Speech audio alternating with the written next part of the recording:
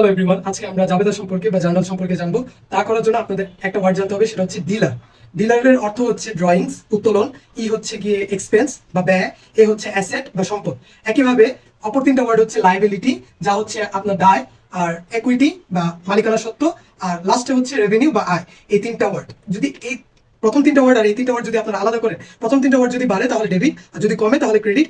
একইভাবে লাস্টের তিনটা ওয়ার্ড যদি বাড়ে তাহলে ক্রেডিট, আর যদি কমে তাহলে ডেবিট। ওকে, এখন চলেন কয়েকটা এক্সাম্পলের সাথে দেখা যাক। উদাহরণস্বরূপ চ্যাটজিপিটি কে আমরা একটা কোয়েশ্চেন করেছি এবং সেটা সমাধানও দিতে বলেছি।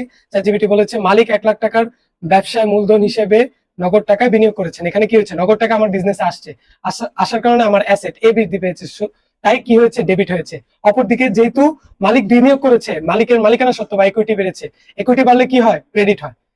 এদিকে দেখেন নগদ ডেবিট হয়েছে আর ক্রেডিট মূলধন হয়েছে। এরকম আরো ইন্টারেস্টিং ভিডিও দেখতে আমার